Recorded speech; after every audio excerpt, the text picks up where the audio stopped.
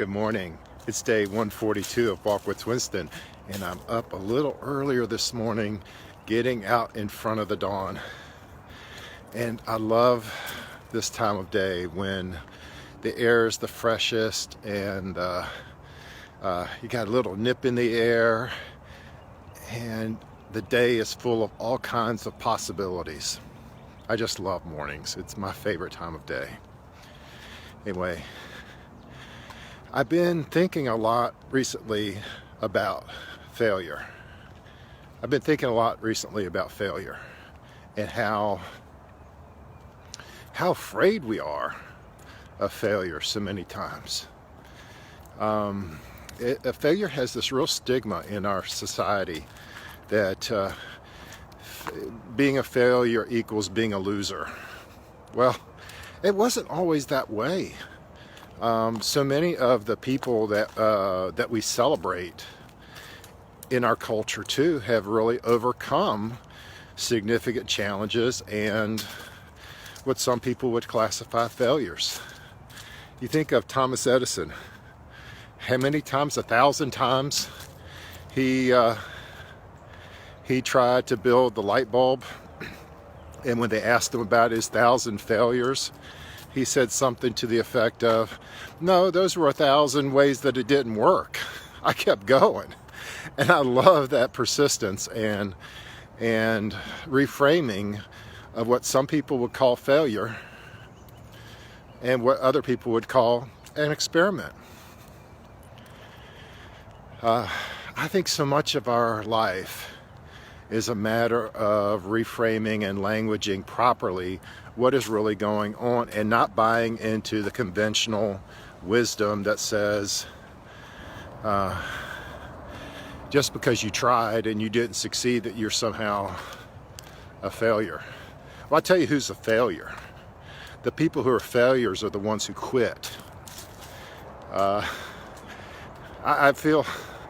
get so frustrated with some of the concepts in our society that is just flat out wrong, and we see it as true. And that's why I love God's word. That's why I love God's way in our lives, because it is so countercultural and so counterintuitive to most of what we today believe. And every generation thinks they're the smartest generation. You know, there was the earth is flat generations, and there was the low-fat diets are good for you generation. There are so many examples in our lifetime and in history where everybody believed a certain thing.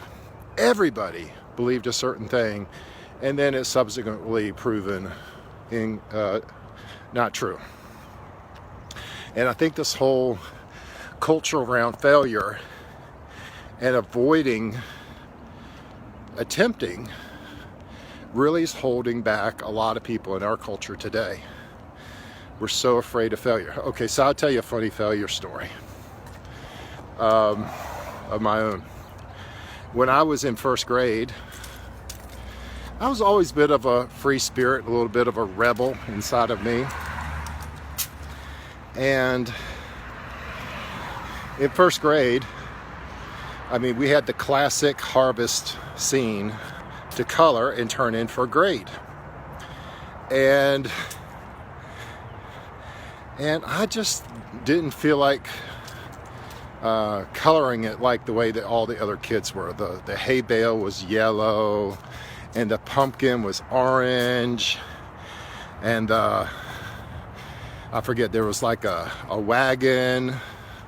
Yeah, classic fall scene. And I went freestyle. I went with different color scheme for all those things, and I got a failing grade.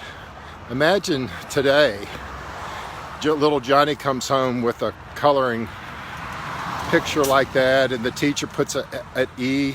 At the time, we had E's, not F's. Put an E on it.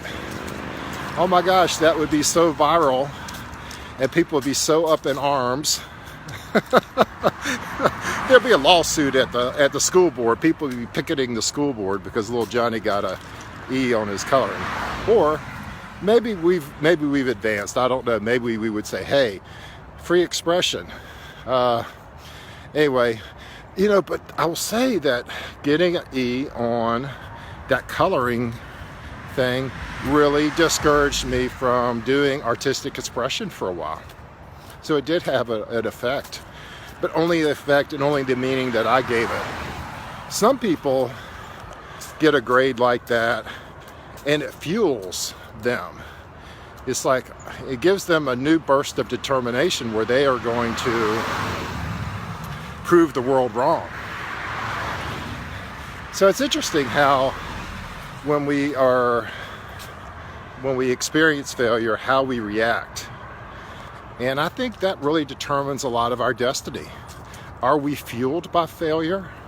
Or do we shrink back and get back into the crowd, not be a tall poppy because we stuck our neck out, we took a chance. Morning. We took a chance, and because that chance didn't work out, we've got to come back and not be a tall poppy. We got to blend in with the crowd.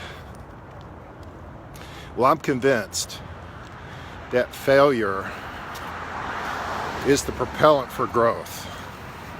So a couple days ago I shared how when I got fired from a job I was 40 years old. I got fired from a job because I was just too big for my britches.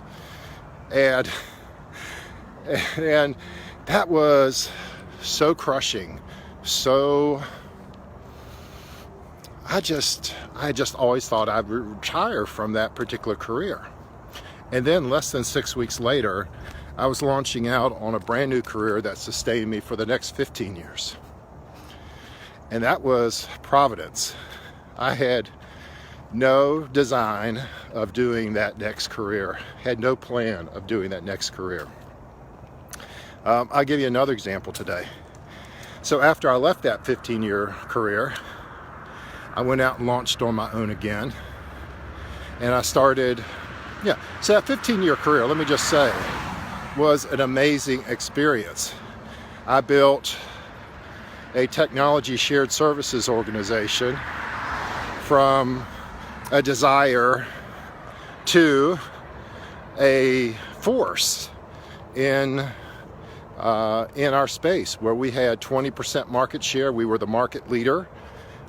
We were earning $4 million a year plus in fee-for-service revenue. We employed people in 10 different states. It was an amazing run. And I would love to say that it was my prowess and talent that did that, but I know the hand of God was on my shoulder and guiding me and nudging me and encouraging me all along the way. But when it was time to leave that chapter, I decided I would become a consultant. And during that season of being a consultant, when I stepped out to do that, I had a really strong business plan. I had a great market that I was going to serve. I had a product and service in mind that I thought the market would just desire and crave and love. And my only goal for that first year, was to somehow match my income from the prior year. I felt like that would be a measure of success. And so I stepped out with my new website, my new business cards, and started working on this new business. And I even thought I had some clients pre-lined up. Well, as I stepped out into that new season, those pre-lined clients did not buy. And I was really mystified by that because I thought I had a really strong plan and really strong connections. And God, in His provision, just amazed me. Because when I look back at the end of the first year, the 12th month anniversary of stepping out in that new season of being an independent consultant, I had matched my income goal, check. But 90% of the income came from things that were not in my plan. And to say I was stunned is an understatement. What was funny about the new revenue streams were these were part of my career I was running away from. And so I was like, I'm just going to go in a whole new direction. I want to leave that past behind. And God says, no, no, no. Your past is useful to me. And the engagements that really paid that generated most of the income that first year drew upon little pieces of my past in an entirely new package, in an entirely new way that was really rewarding to me. I enjoyed that work so much, and it was very fruitful. So was that a failure? My plan didn't come through? Heck no. I met my God, I met my way, my goals for provision. And the fact that it didn't come through the how that I thought it was going to come through really deepened my faith. Oh, it's probably the most important spiritual formation season of my adult life. That season of being an independent consultant. Because I saw for the very first time, very tangibly, how my ego, my desires,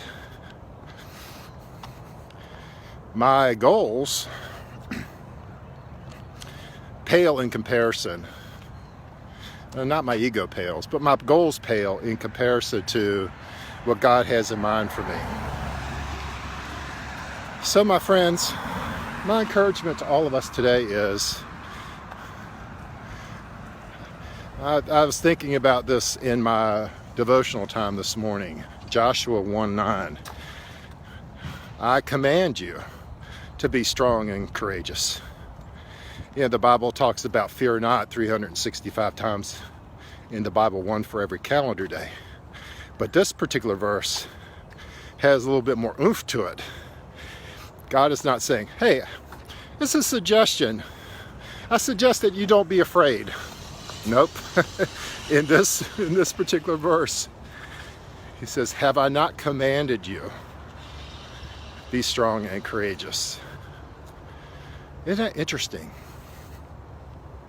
Why would God command us to not be afraid? Well, here's one angle of that.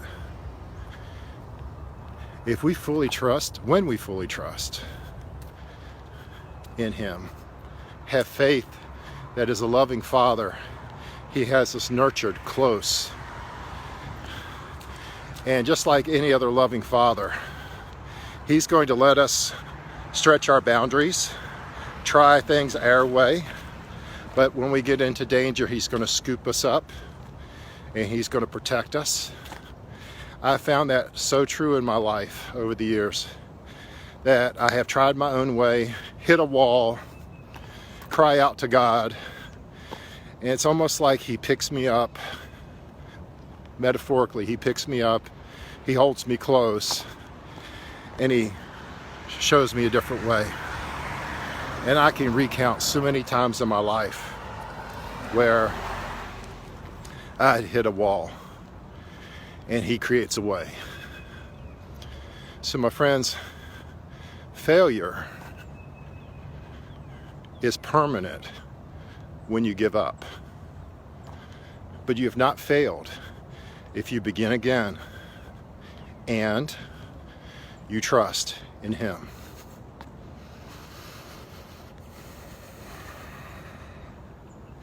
We have to trust in Him. With that, you guys have a great day.